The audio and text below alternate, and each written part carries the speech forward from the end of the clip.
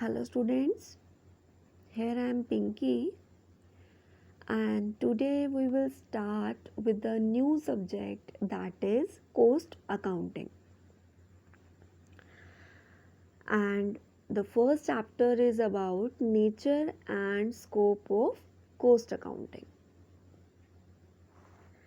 आप सब स्टूडेंट्स ने इससे पहले फाइनेंशियल अकाउंटिंग पढ़ा हुआ होगा जिसमें आप ईयर एंड पे ये पता लगाते हैं with the help of financial accounts कि आपके बिजनेस में नेट प्रॉफिट हुए या नेट लॉस हुए और आपके बिजनेस की फाइनेंशियल पोजीशन क्या है. But here is a new concept in cost accounting. It is totally depend on the cost of a product. It is related to only on cost. So, first one is meaning of cost accounting. Cost accounting is a specialized branch of accounting which involves classification, accumulation, analysis, assignment and control of cost. Main point is cost or specialized branch. Cost accounting एक specialised branch है accounting की. ऐसा क्यों? क्योंकि usually जो भी बड़ा business start करेगा वो ओनर चाहेगा पता लगाना कि उसके प्रोडक्ट की मैन्युफैक्चरिंग में कितनी टोटल कॉस्ट आई और कितनी पर यूनिट कॉस्ट उसे आ रही है, ताकि वो अपने प्रोडक्ट का सेलिंग प्राइस डिसाइड कर सके और पता लगा सके कि कौन सा प्रोडक्ट उसके लिए मैन्युफैक्चर करना प्रॉफिटेबल है और कौन सा प्रोडक्ट अनप्रॉफिटेबल है. So this is a specific accounting, means this is a part of specific accounting in which we have to find out the cost of product or service in total or per unit. आप सब cost accounting में नया concept सीखेंगे कि आपको किसी भी product का टोटल कॉस्ट और पर यूनिट कैसे निकालना है. फाइनेंशियल अकाउंटिंग में ये सब पॉसिबल नहीं है बिकॉज वो at the end of the year आपको एक रिजल्ट्स निकाल कर देते हैं और आपको कॉस्ट अकाउंटिंग जो है इन बिटवीन जब आप चाहें अपने प्रोडक्ट की कॉस्ट पता कर सकते हैं ताकि आप उसके अकॉर्डिंग अपना सेलिंग प्राइस और जितने भी डिसीजंस हैं वो अपने ले सके, डिसाइड कर सके. Next one, need of cost accounting और limitation of financial accounting. This topic covers two topics. That is limitation of financial accounting, means हमारे फाइनेंशियल अकाउंटिंग में ऐसी कौन सी कमियां रही जिसकी वजह से आपको कॉस्ट अकाउंटिंग की ज़रूरत पड़ी. First one, financial account show only net results of a business. As you all know कि फाइनेंशियल अकाउंटिंग सिर्फ एक नेट रिजल्ट्स निकाल कर देता है बिजनेस के कि whether it is in losses और प्रॉफिट्स और इनकी फाइनेंशियल पोजीशन क्या है. बट अगर आपको किसी प्रोडक्ट की, किसी बैच की, किसी जॉब की, किसी प्रोसेस की आपको पर यूनिट कॉस्ट या टोटल कॉस्ट फाइंड आउट करनी है तो फाइनेंशियल अकाउंटिंग आपको इस चीज़ में हेल्प नहीं कर सकती. सो ऑब्वियसली कॉस्ट अकाउंटिंग की ज़रूरत पड़ी. And cost accounting is younger than the financial accounting because cost accounting financial accounting के बाद आया है, ये उससे ज़्यादा जवान है.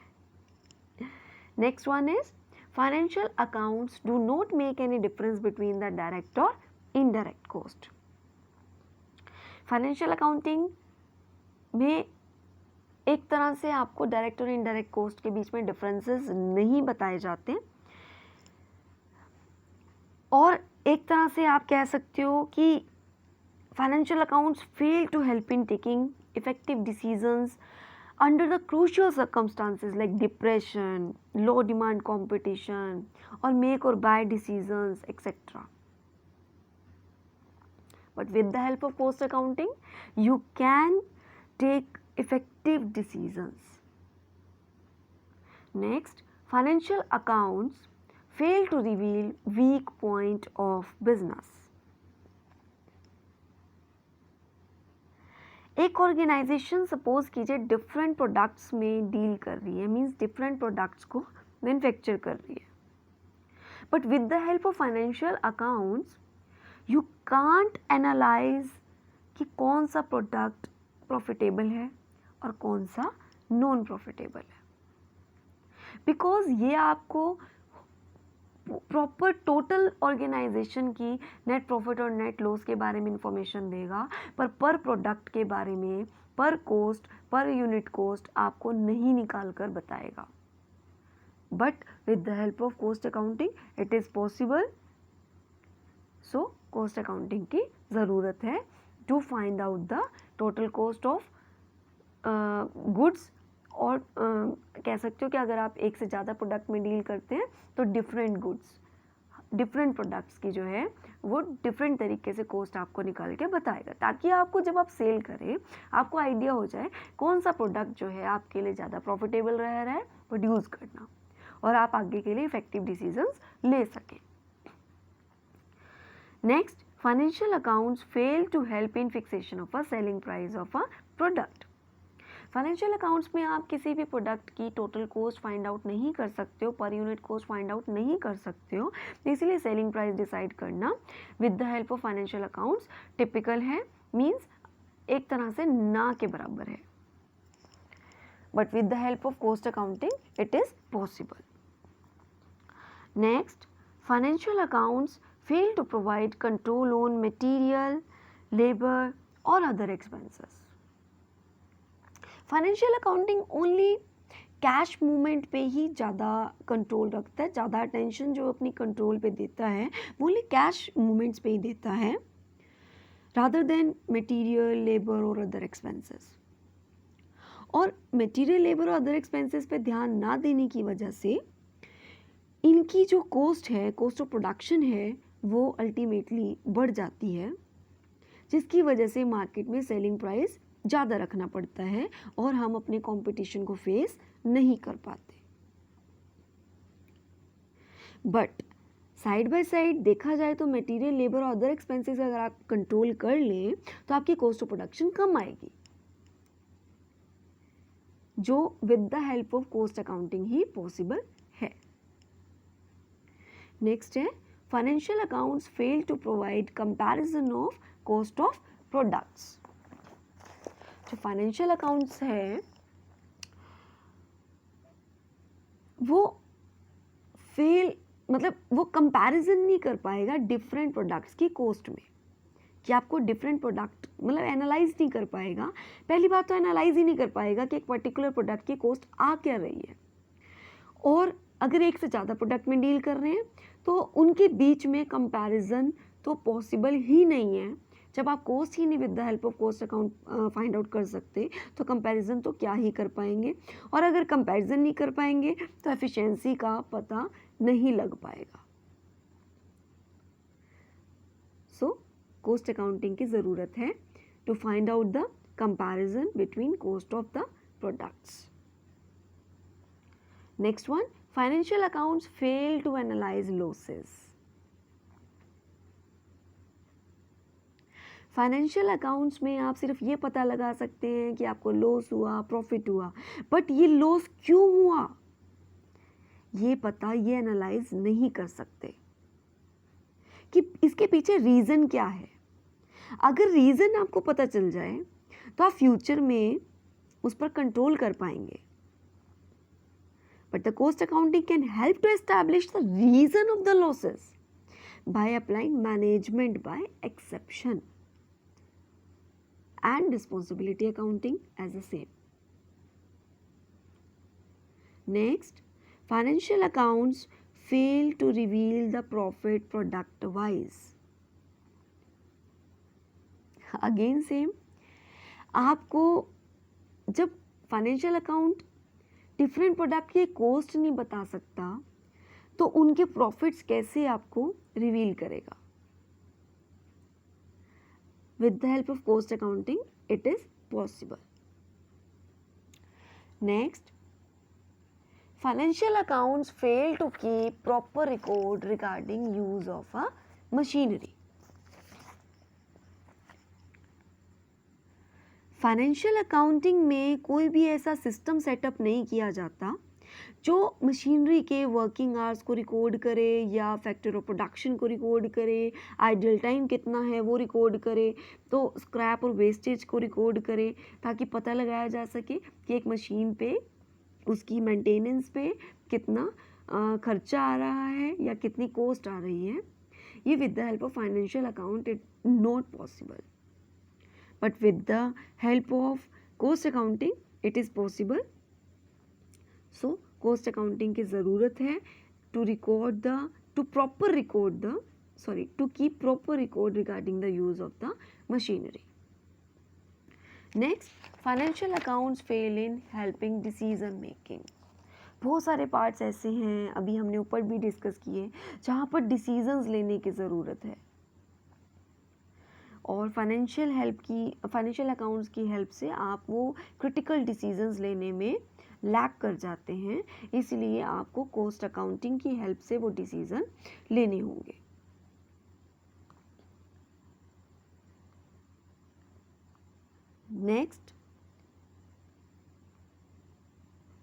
Next one is features of cost accounting. First one, it provides information of cost. Cost accounting जो है डील ही cost के साथ कर रहा है. So regarding cost ये सारी information आपको provide करेगा. It records income and expenditure related to the production of the goods and services. It helps in cost control of product, job, process, etc. आप ही फर्दर प्रैक्टिकल्स में समझेंगे कि कैसे ये कॉस्ट को कंट्रोल करता है. बिकॉज अगर आप एक प्रोडक्ट की कॉस्ट का आइडिया लगा लें तो आप फर्दर अपने डिसीजंस कुछ ऐसे लेंगे कि आपकी कॉस्ट जो है एफिशिएंट हो जाए, मींस कॉस्ट कम आए और प्रॉफिट ज़्यादा हो. आप अपनी कॉस्ट ऑफ प्रोडक्शन को कंट्रोल करेंगे. Next, it helps in preparing budget और standard of cost. Next, cost accounts helps management को प्रॉपरली हेल्प करेगा प्लानिंग में, कंट्रोलिंग में और डिसीजन मेकिंग में. मैनेजमेंट के 5 functions are the main, that is planning, organising, staffing, directing और controlling. Without planning कोई भी फंक्शन जो मैनेजमेंट है वो परफॉर्म नहीं कर सकती. और यहाँ जो है कॉस्ट से रिलेटेड जितनी भी प्लानिंग है वो with the help of cost accounting एक मैनेजमेंट जो है कर सकती है. Next one is cost accountancy.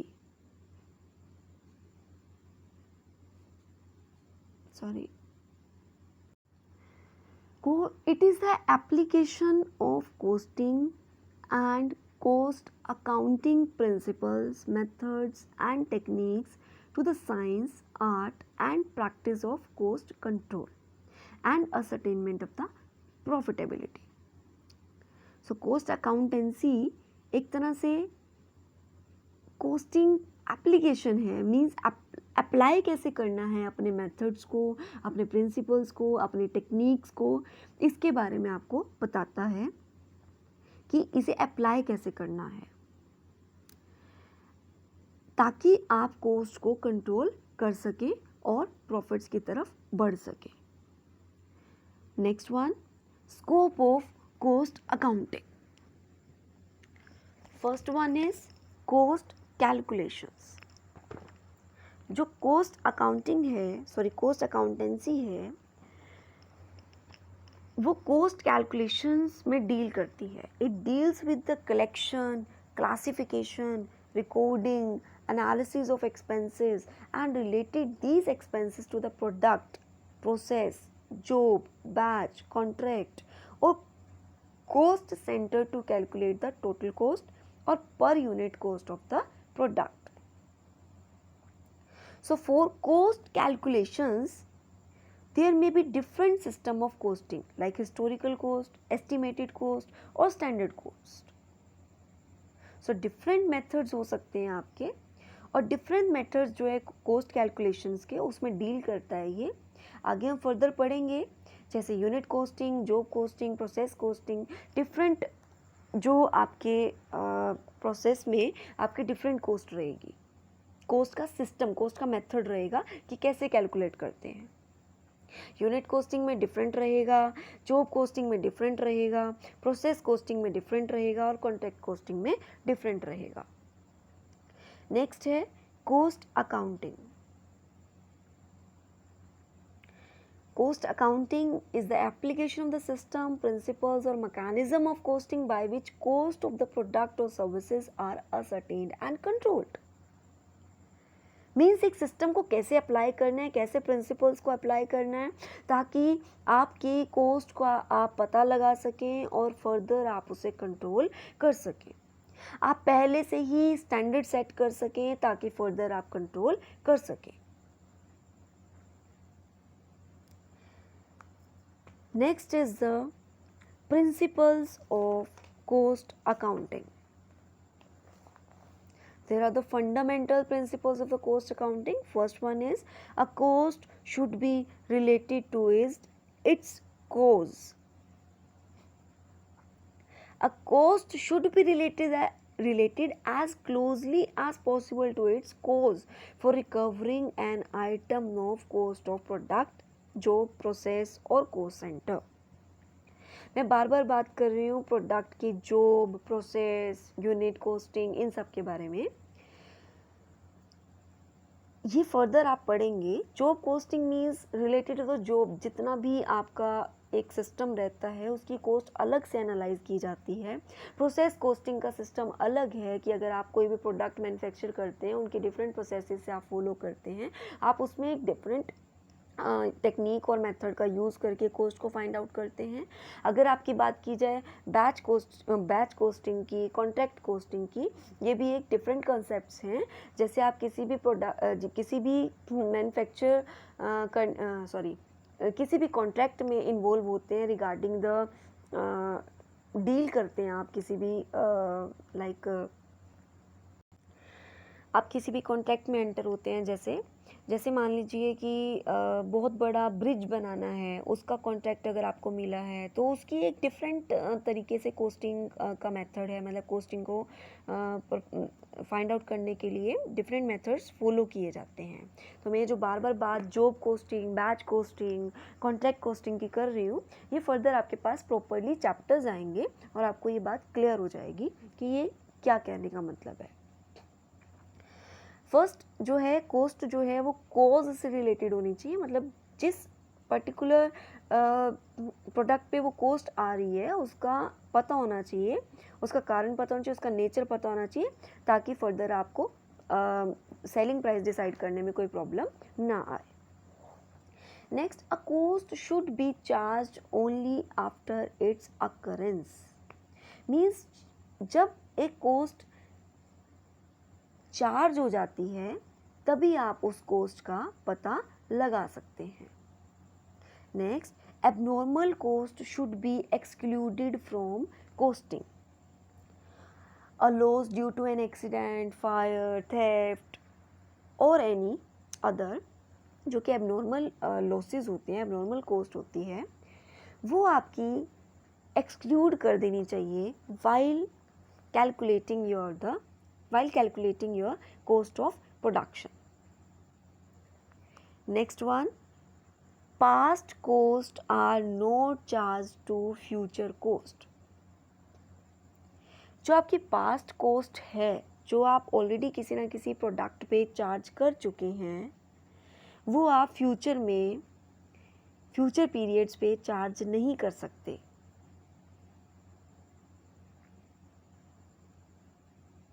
Next, the concept of a cost should be charged only after its incurrence.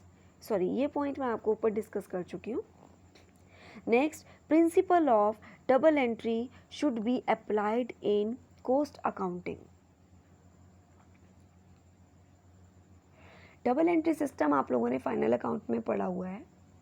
आपको यहाँ पर भी डबल एंट्री सिस्टम को फॉलो करना है कॉस्ट अकाउंटिंग में भी, ताकि आप कॉस्ट को कंट्रोल कर सके. लाइक कॉस्ट लेजर और अदर कॉस्ट कंट्रोल अकाउंट्स जो है आपको डबल एंट्री सिस्टम पर ही बेस्ड प्रिपेयर करने हैं. So these all are about the principles. Next one, objectives of cost accounting. अब आप कॉस्ट अकाउंटिंग कर क्यों रहे हैं, आपका मेन ऑब्जेक्टिव, मेन पर्पस क्या है? नेक्स्ट, टू असर्टेन कॉस्ट, ताकि आप कॉस्ट का पता लगा सकें. नेक्स्ट, कॉस्ट कंट्रोल, ताकि आप कॉस्ट को कंट्रोल कर सकें. अपने कॉस्ट ऑफ प्रोडक्शन पे कोशिश करेंगे, जैसे जो भी वेस्टेज मटेरियल पे, लेबर पे या अदर एक्सपेंसेस पे होती है, आप उस पर पूरा कंट्रोल करेंगे ताकि आपकी कॉस्ट ऑफ प्रोडक्शन कम से कम आए. Next, determination of the selling price. Cost accounting का मेन ऑब्जेक्टिव ये भी होता है ताकि आप एक प्रोडक्ट की कॉस्ट पता लगाएं, पर यूनिट कॉस्ट पता लगाएं, जिस पर बेस्ड आप उनका सेलिंग प्राइस डिसाइड कर सकें. Next, ascertainment of profitability. ये भी आपका मेन ऑब्जेक्टिव है कि आप अपने प्रोडक्ट की प्रॉफिट्स को पता लगा सकें, बिकॉज आपने स्टैंडर्ड सेट किए हुए होते हैं. उसके अकॉर्डिंग आप देखते हैं कि आपकी कॉस्ट कितनी आई है और आप अपनी कॉस्ट को कंट्रोल भी कर लेते हैं स्टैंडर्ड को एक्चुअल के साथ कंपेयर करके, और अपना पता लगाकर कि क्या डेविएशंस आए, जिससे आप कॉस्ट कंट्रोल कर लेंगे. कॉस्ट कंट्रोल करते ही आपका एक बेनिफिट होगा, आपकी कॉस्ट ऑफ प्रोडक्शन कम आएगी. कॉस्ट ऑफ प्रोडक्शन कम आएगी तो आपका डायरेक्टली प्रॉफिट बढ़ेगा, और कॉस्ट अकाउंटिंग की हेल्प से आप अपना प्रॉफिट जान सकते हैं कि एक्सपेक्टेड प्रॉफिट्स क्या थे और एक्चुअल में क्या हुए हैं, ताकि आप फर्दर बेस्ट से बेस्ट प्लानिंग कर सके, बेस्ट से बेस्ट डिसीजन ले सके. Next, inter firm comparison. Cost accounting की हेल्प से आप डिफरेंट फर्म्स के प्रॉफिट्स के बीच में कंपैरिजन कर सकते हैं और कॉस्ट का भी कंपैरिजन कर सकते हैं कि एक फर्म के प्रॉफिट और कॉस्ट कितने कम या ज़्यादा हैं as compare to the other firm in the same industry. Next, control on wastage. Cost accounting can explain the sources of wastage in the elements of cost like material, labor और other expenses. Means कि आपको ये पता चल जाता है कि आपकी वेस्टेज कहाँ हो रही है, मटेरियल पे हो रही है, लेबर पे हो रही है, कहाँ वेस्टेज आ रही है, ताकि आप फर्दर बेस्ट डिसीजंस लेकर उन्हें सेव कर सकें, उन पर कंट्रोल कर सकें. Next, minimum capital in stocks. Cost accounting various techniques को यूज़ करके लेवल ऑफ स्टॉक का पता लगा सकता है, एनालाइज कर सकता है कि कितना मटेरियल जो है आपके पास अभी भी है, कितना आप कॉन्टीन्यूसली यूज़ करते हैं, कितना आपके पास स्टोरेज में पड़ा है, जिससे आपको पता चल जाएगा कि आपको कितनी इन्वेस्टमेंट फर्दर रॉ मटेरियल पे, वर्क इन प्रोग्रेस पे और फिनिश्ड गुड्स पे करनी है. Next, effective information system. जो मेन ऑब्जेक्टिव कॉस्ट अकाउंटिंग का है वो रेगुलरली अपने रिपोर्ट प्रिपेयर करना है रिगार्डिंग मटेरियल, लेबर और एनी अदर. वो रिपोर्ट प्रिपेयर करने से आपको एक तरह से कॉस्ट अकाउंटिंग कम्युनिकेट कर देता है कि किस लेवल पे आप हो और आगे मैनेजमेंट को क्या डिसीजंस लेने चाहिए रिगार्डिंग द कॉस्ट और control of cost. So it is an effective information system, आपको इंफॉर्मेशन प्रोवाइड करता है, मतलब एक मैनेजमेंट को सारी information regarding cost, regarding wastage, regarding material आपको इंफॉर्मेशन जो है प्रोवाइड कर देता है, कम्युनिकेट कर देता है. Next come to the advantages of cost accounting. These are the different advantages जो कि आपकी मैनेजमेंट को भी होती हैं, एम्प्लॉयज़ को भी, सोसाइटी को भी एंड नेशन को भी. वन बाय वन करके आपको पढ़ेंगे कि कॉस्ट अकाउंटिंग कैसे एक हेल्प करता है मैनेजमेंट को, कैसे एम्प्लॉयज़ को, कैसे सोसाइटी को और कैसे नेशन को. First one is advantages to the management. Calculation of the tender price. Cost of production can be calculated on the basis of actual information as well as can be estimated on the basis of past performance. आप अपनी past performance से भी cost of production का थोड़ा estimate लगा सकते हैं, और जब एक्चुअली आपकी कॉस्ट जो है बियर हो जाए तब आप कैलकुलेट करके एक्चुअल इंफॉर्मेशन भी कलेक्ट कर सकते हैं, जो कि आपको हेल्प करेगी टेंडर प्राइस कोट करने में. Next, helps in formulating business policies. आपको पता है मैनेजमेंट को बहुत सारे डिसीजंस लेने होते हैं, डे टू डे डिसीजंस लेने होते हैं, ताकि डे टू डे फंक्शनिंग जो है बहुत बेटर हो सके, और वो बिजनेस पॉलिसीज फॉर्मुलेट करते हैं, जिसमें कॉस्ट अकाउंटिंग उन्हें बहुत हेल्प करता है कि उन्हें लॉन्ग टर्म पॉलिसीज़ क्या रखनी चाहिए, कैसे रखनी चाहिए, regarding the purchase, production, sales, marketing, advertising. बहुत सारे डिसीजंस हैं जो लेने में एक कॉस्ट अकाउंटिंग की इंफॉर्मेशन मैनेजमेंट को हेल्प करेगी. Next, help the management in decision making process. Again business policies में बहुत सारे डिसीजंस लिए जा रहे हैं जो कि प्रेजेंट फंक्शनिंग को और फ्यूचर फंक्शनिंग को अफेक्ट करते हैं. सेम हेयर कि डिफरेंट जो भी डिसीजंस लेने होते हैं वो with the help of cost accounting possible हैं. Next, it helps in making comparison. Cost accounting comparison करने में हेल्प करता है, चाहे वो इंटर फर्म कंपैरिजन हो चाहे इंट्रा फर्म कंपैरिजन हो. आपको इजीली पता लग जाता है कि आप सेम इंडस्ट्री में कौन सी फर्म से ज़्यादा प्रॉफिट अर्न कर रहे हैं और कौन सी फर्म से कम प्रॉफिट अर्न कर रहे हैं. क्या मार्केट में सेलिंग प्राइस डिसाइड करना चाहिए, किसका कितना करना चाहिए, सब कंपैरिजन करने में पॉसिबल है. कॉस्ट अकाउंटिंग हेल्प करता है. Next, helps in controlling cost of production. Wastage को कंट्रोल कर लेगा तो कॉस्ट ऑफ प्रोडक्शन को ऑटोमेटिकली कंट्रोल कर लेगा. ये हम बार बार डिस्कस कर रहे हैं कि कॉस्ट अकाउंटिंग से आपको मटेरियल की कॉस्ट अलग से पता चल जाती है, लेबर की अलग से पता चल जाती है, वेस्टेज का आप अलग से आइडिया लगा लेते हैं. आप नेक्स्ट टाइम इतने अच्छे डिसीजंस लेते हैं कि वेस्टेज ना हो, एलोकेशन ऑफ रिसोर्सेज प्रॉपर हो, जिससे कॉस्ट ऑफ प्रोडक्शन कम आएगी. कॉस्ट ऑफ प्रोडक्शन कम आने से डायरेक्टली आपको फ़ायदा होगा. नेक्स्ट है help in checking material cost. Material costing की हेल्प से आप अपनी मटेरियल की कोस्ट का भी पता लगा सकते हैं. बहुत सारी टेक्निक्स का यूज़ किया जाता है, जैसे ABC एनालिसिस, वेद एनालिसिस. आप आगे फर्दर चैप्टर्स में ये पढ़ेंगे कि how to control the material cost. Next, advantages to the employees.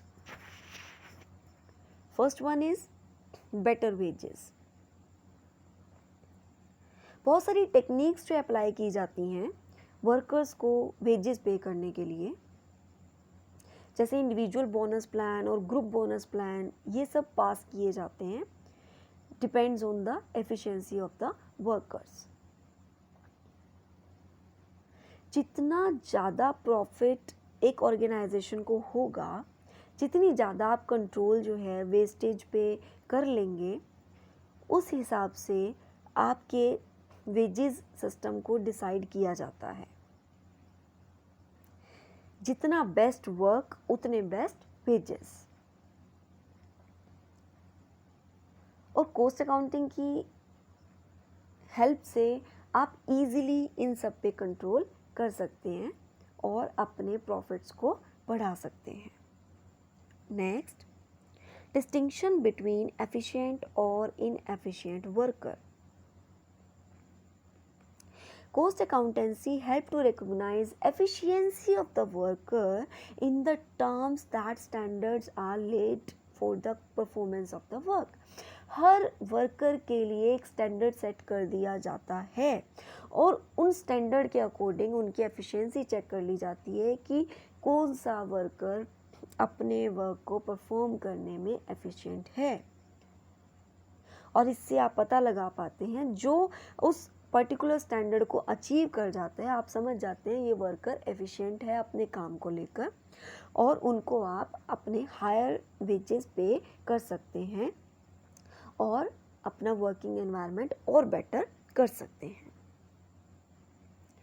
और आपको ये भी पता चल जाता है कौन सा वर्कर उस स्टैंडर्ड को अचीव नहीं कर पाया, तो आप उनमें उनके लिए अपने डिसीजंस ले सकते हैं कि इनको ट्रेनिंग की ज़रूरत है बेटर परफॉर्मेंस के लिए, या ये वर्क करना नहीं चाहते। अगर ट्रेनिंग की ज़रूरत है तो आप अपना एक ट्रेनिंग प्रोग्राम ऑर्गेनाइज कर सकते हैं ताकि आप उन्हें ट्रेनिंग प्रोवाइड कर सकें और उनकी भी परफॉर्मेंस को बेटर कर सकें। Next, higher standard of living. Better wages और बेटर फैसिलिटीज़ जो हैं वर्कर्स को जो मिलती हैं, उनसे उनका स्टैंडर्ड ऑफ लिविंग अप हो जाता है। Next, social recognition of worker. जिन वर्कर्स को बेटर वेजेस मिलते हो, बेटर लिविंग स्टैंडर्ड हो, गुड कंडीशन हो, अंदर से ही फीलिंग आती है सेटिस्फेक्शन की, और सोसाइटी में रिकॉग्निशन अलग से होती है, मीन्स उनका नाम हो जाता है, उनकी पहचान इजीली लोग उनका स्टेटस देखकर कर लेते हैं। नेक्स्ट, लो लेबर टर्नओवर। एक सेटिस्फाइड वर्कर जल्दी से ऑर्गेनाइजेशन को छोड़कर नहीं जाता, which results into lower turnover of labor. Next, elimination of strikes, lockouts and disputes. अगर एक सेटिस्फाइड वर्कर है, वो स्ट्राइक क्यों करेगा, डिस्प्यूट्स क्यों करेगा? इसीलिए जिन वर्कर्स को बेटर वेजेस मिलते हैं, उनका स्टैंडर्ड ऑफ लिविंग अप हो चुका है, वो स्ट्राइक्स भी नहीं करते। Next one, advantages to the society. Society को क्या एडवांटेजेस हैं कि उन्हें प्रोडक्ट जो है बेटर क्वालिटी का सही प्राइस पर अवेलेबल हो जाता है। नेक्स्ट, वर्कर्स भी सोसाइटी से ही आते हैं, उन्हें बेटर वेजेस मिलते हैं जिनसे उनका स्टैंडर्ड ऑफ लिविंग अप हो जाता है। ऑर्गेनाइजेशन की रिकॉग्निशन सोसाइटी में एक नेम एंड फेम बढ़ जाता है, उनकी गुडविल बढ़ जाती है, इजीली लोगों को जान पहचान हो जाती है कि एक पर्टिकुलर ऑर्गेनाइजेशन है जो उनको एक अच्छा प्रोडक्ट प्रोवाइड कर रही है। एक तरह से देखा जाए, पूरी तरह से सोसाइटी जो है अपलिफ्ट हो जाती है। Next, techniques of costing. First one is historical costing. जैसे कि नेम ही सजेस्ट कर रहा है कि इस मेथड में सबसे पहले खर्चे होंगे, तब उन्हें रिकॉर्ड किया जाएगा for the cost of production, for calculating the cost of production per unit और total cost. Next one is uniform costing. Uniform means similar. बहुत सारी फर्म्स जो हैं एक सेम इंडस्ट्री के अंदर जब सेम प्रिंसिपल्स को फॉलो करती हैं तो उनमें कंपैरिजन इजीली पॉसिबल है। इसीलिए जब सेम प्रिंसिपल्स को फॉलो किया जाता है सेम रूल्स को, सेम टेक्निक्स को, तब हम उसे बोलते हैं uniform costing. Next is marginal costing. Marginal costing may be defined as a change in the total cost due to the change in the output by 1 unit.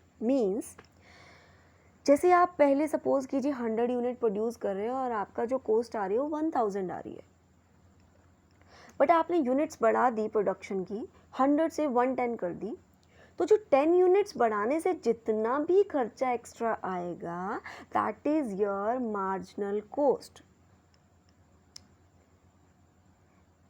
Indirectly it is the variable cost of the product। मतलब units vary करने से जितनी आपकी cost vary करेगी that is your marginal. Next technique is absorption costing. Under this system both variable cost and fixed cost are charge to the cost centre. Under this technique both fixed and variable cost are allocated to the product, process or operation. Next one is direct costing। इस technique में सारी cost जो कि which are direct to the product, process or operation, whether fixed or variable, are charged to the cost center। All those costs which are not direct, मतलब जो directly product से related नहीं है, are transferred or written off against costing profit and loss account। Means this technique is only related to the direct costing, not indirect। Next one, incremental costing। It is a technique of cost accounting which studies the change in cost or change in revenue due to change in the level of output or production। Incremental, name से ही पता चला incremental, जितना level of output में incremental होगा मतलब increase होगा, उसके according आपकी कॉस्ट में चेंजेस आएंगे और रेवेन्यू में चेंजेस आएंगे। और जितनी एडिशनल कॉस्ट और एडिशनल रेवेन्यू होते हैं उन्हें एनालाइज करके डिसीजन मेकिंग में भी हेल्प मैनेजमेंट को हो जाती है। Next, standard costing. स्टैंडर्ड जो कि पहले से ही डिसाइड कर दिए जाते हैं कि इस पर्टिकुलर स्टैंडर्ड तक आपको पहुंचना है, और फिर लास्टली एक्चुअल परफॉर्मेंस के साथ कंपेयर करके वेरिएंसेस कैलकुलेट किए जाते हैं, और जो भी डेविएशंस आपके आते हैं फर्दर करेक्टिव एक्शंस लेकर दूर कर दिए जाते हैं। So this is a technique of cost ascertainment और control of cost. Next one is methods of costing. There are two methods of costing, that is specific order costing और operation costing. Then further there are three types of specific order costing. First one is job costing, second one is batch costing, third one is contract costing। one by one discuss करते हैं। First one is job costing। सबसे पहले specific order costing। specific name से ही पता चल रहा है कि जहाँ पर काम स्पेशल नेचर का होगा उसके लिए स्पेसिफिक ऑर्डर कॉस्टिंग मेथड को फॉलो किया जाएगा। जैसे सपोज कीजिए कि पर्टिकुलर डिज़ाइन आप बता रहे हैं कि मुझे ये पर्टिकुलर डिज़ाइन अपनी वॉल पे करवाना है, तो वो एक स्पेसिफिक टास्क हो गया जिसके लिए अलग से कॉस्टिंग चार्ज की जाती है। सपोज कीजिए आप सूट टेलर के पास देने जाते हैं, आप नॉर्मल सूट स्टिच करवाएं तो नॉर्मल चार्जेस हैं, बट अगर आप उस पर डिज़ाइन एक बताएं कि मुझे अपना नेक डिज़ाइन ऐसा चाहिए, मुझे अपनी जो प्रॉपर आप डिज़ाइन आप उन्हें बताएं तो उसके चार्जेस एक्स्ट्रा लगते हैं। तो वो स्पेसिफिक मतलब स्पेसिफिकली वो आपके लिए स्पेशल वो वैसा नेक डिज़ाइन प्रिपेयर करके देगा आपको. So first point is job costing. जो jobs are to be performed under specific instructions of the individual customer. जो जॉब्स कस्टमर के टेस्ट डिज़ाइन के अकॉर्डिंग की जाती हैं उनकी कॉस्टिंग जॉब कॉस्टिंग के अंडर की जाती है.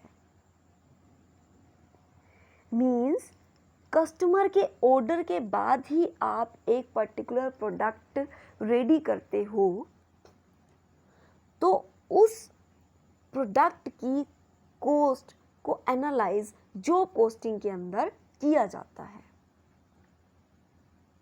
वो आपको स्पेशल इंस्ट्रक्शंस देगा कि उसे कैसा प्रोडक्ट चाहिए, क्या डिज़ाइन चाहिए, और ये सबके लिए सेम नहीं होगा. वो उस पर्टिकुलर कस्टमर के लिए ही होगा जिस कस्टमर ने आपको ऑर्डर दिया है. That's why it comes under specific order costing. Next one, batch costing. जब आपको कुछ कस्टमर्स मिलकर 4 to 5 कस्टमर्स मिलकर सेम प्रोडक्ट की डिमांड करें, मतलब एक छोटा सा ऑर्डर दे दें कि आपको इतने पीसेस, इतने प्रोडक्ट के पीसेस जो हैं आपको वो प्रोवाइड करने हैं, इतने यूनिट्स आपको प्रोवाइड करने हैं. इस टाइप के कॉस्ट ऑफ प्रोडक्शन की कॉस्ट को जो एनालाइज किया जाता है वो बैच कॉस्टिंग के अंडर किया जाता है.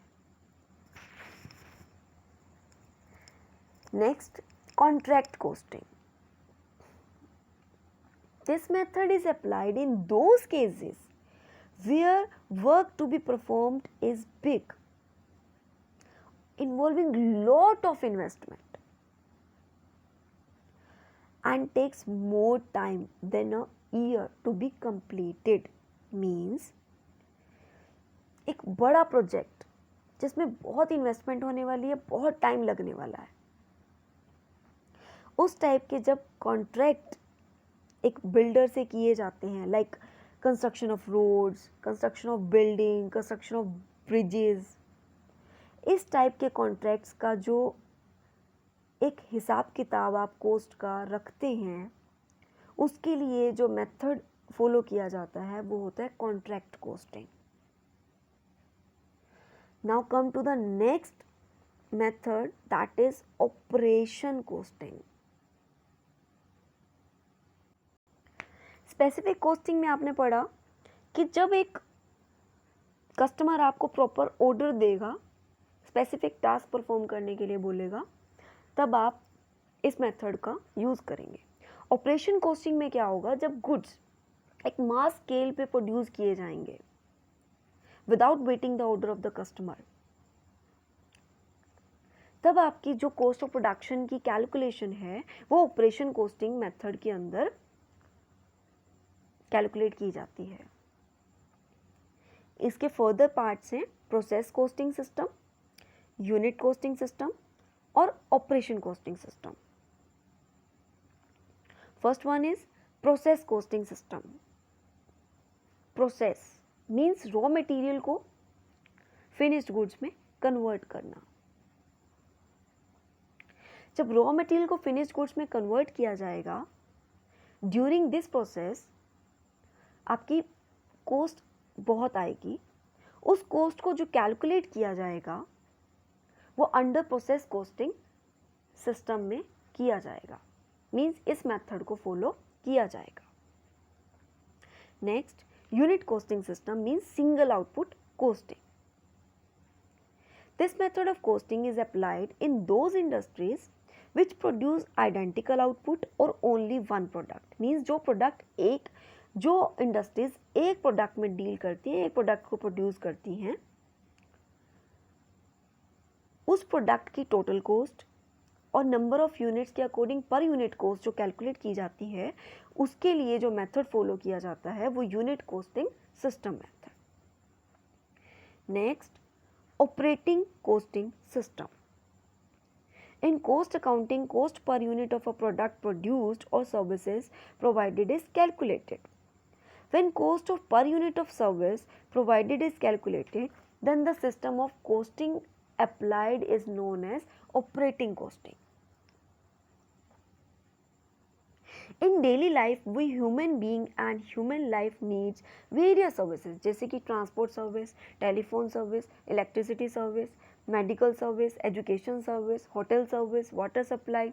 इन सब सर्विसेज को जब आप अवेल करेंगे तब जो कॉस्ट कैलकुलेट की जाएगी वो under operating costing system calculate की जाएगी. So these all are the methods of costing. Now I hope you have clear about the cost accounting, its methods, its techniques and its needs. Thank you and have a nice day.